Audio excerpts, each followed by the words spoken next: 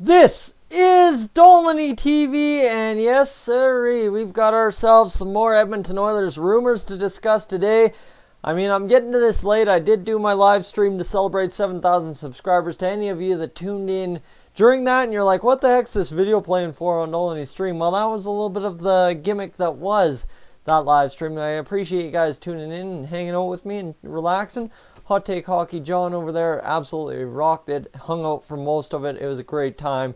But now we get down to the serious business that is, as I mentioned, Edmonton Oilers rumors kind of circulating again here as we exit August. We're on August 31st, so we are almost officially kind of month-wise done the off season.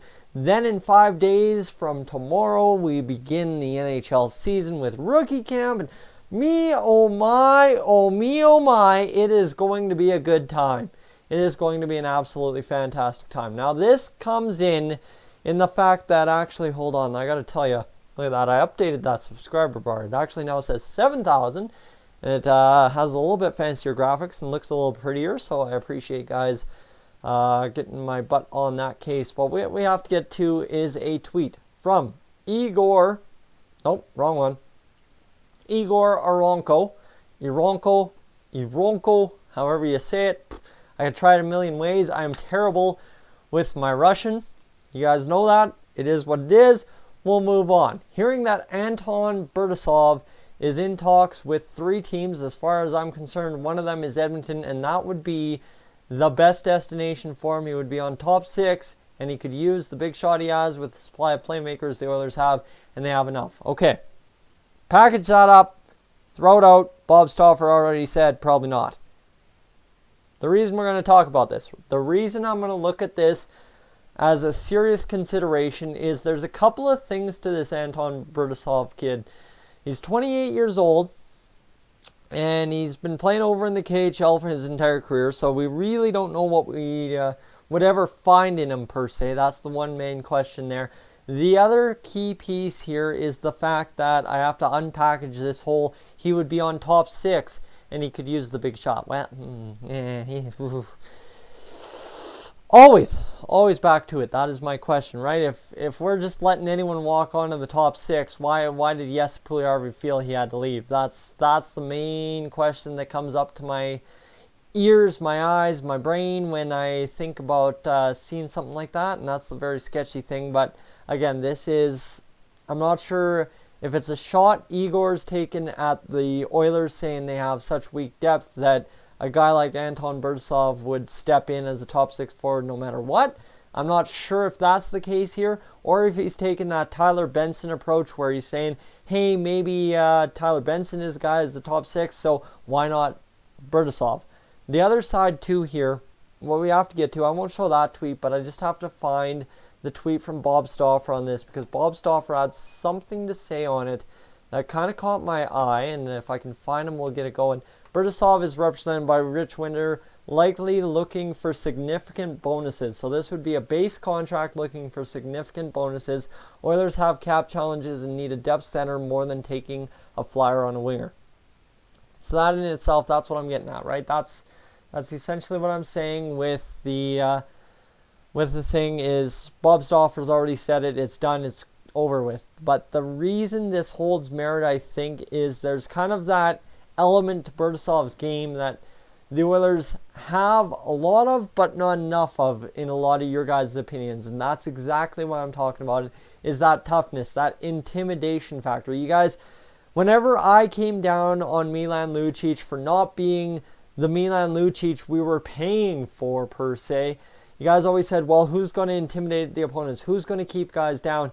And I've watched a couple of highlights here on YouTube about Mr. Burdasov, and there's 2 good things I've seen. A very good slick pass to Ilya Kovalchuk and a couple of big hits. And I mean, this guy, when he hits you, he hurts you.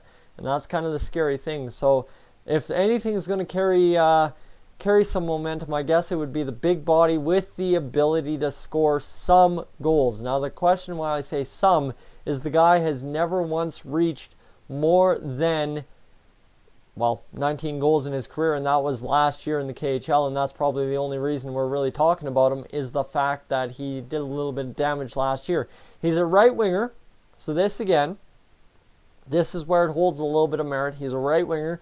He's 6'2", 227 pounds. So I mean, guys, you get where I'm coming from, right? Kind of the Alexander Ovechkin kind of freight train, Russian freight train coming through. It can be scary at times if that lines you up. And that's the intimidation factor right there in itself. Now, that's about all I've got that I can go off of to tell you why Anton Burdasov would actually be a valuable addition to the Edmonton Oilers lineup. And that's pretty much the expansion of what you can do off of Igor Eronko's tweet right here. That's about all there is to extrapolate from said tweet on the talks. Now, this is essentially in itself, he's in talks with 3 teams. The Oilers are one of them. Well, yeah, the Oilers should be taking a flyer on absolutely any talent that's available to them. That's the stupid part here. The secondary stupid part is the fact that the Oilers are stupid not to look at everything. You don't have to buy everything. Let me tell you, we didn't have to buy Nikita Gusev, and I'm very glad we didn't. But you can look. You can look and you can kind of maybe, right? And you can fascinate yourself with the idea of possibly and maybe. You don't have to do, if you get where I'm going. And that's exactly what I think this is for the Edmonton Oilers at this point. But without further ado, I couldn't do my job correctly if I didn't get you Burdasov's stats right here. And he's played a lot of KHL games over his career. I mean, 50 games with Salavat, Yulsalev. Oh man, guys, I'm not even going to try. I'm sorry. I am embarrassing any of you who are from Russia. My apologies. If you can give me pronunciations, I might need them in case Burdasov signs with the Oilers, but I don't want to disrespect you anymore, so I'm just going to zip it and we'll go with this. What do we got? Moscow. Obviously, he had 4 goals, 3 assists, 7 points there, 19 points. So you talk about the last 2 years, he's had 26 points and 31 points, respectively. About career pace average, I guess you could say. Those 2 years would be good. Now, the question is how much that translates over to the North American game. And as I said, I think it goes back to the intimidation factor that is the big body, the big frame that can line you up, do the damage, and get it done. That is as much as I can figure out for the Edmonton Oilers and why you would want Burdasov.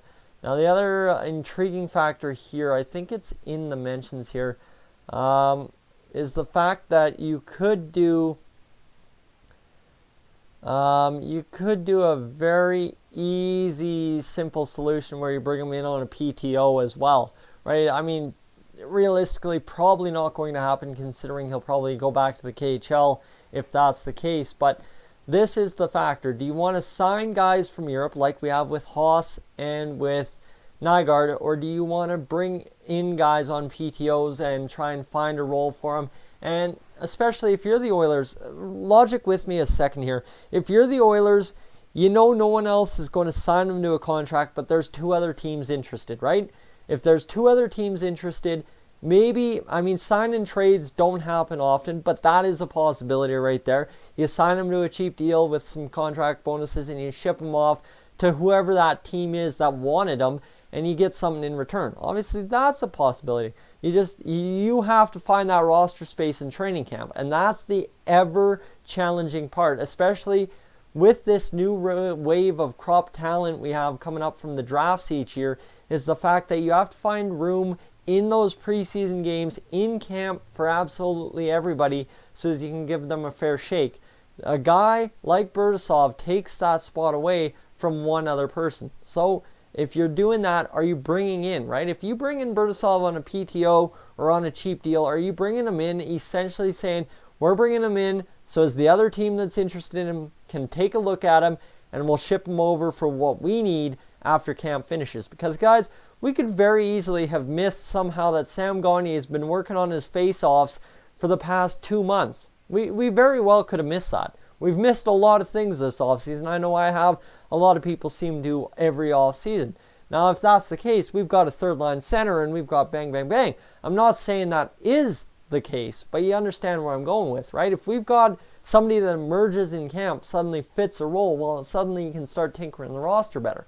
And that's where I really don't know much about Burdasov. We have the Igor Eronko tweet, the KHL highlights go off, but you understand where it comes from. If there's a little bit of interest in a guy with that kind of frame, there is a fit. There is a fit there. Is it the right fit? That's the question. That's what I'm going to leave you with. I've kind of logicked this out a million ways to Sunday. I can keep going. You want me to get on the potential goal scoring attributes? I really don't want to. Guys, I'm Tyson. This is Stolany TV. As always, as you see this fancy bar, catch all the latest Oilers news by clicking subscribe down below. You want to do it. You want to make sure you get everything up to date as fast as you can. Game previews are going to be essential to the Oilers games this year, I hope. I will catch you in the next one.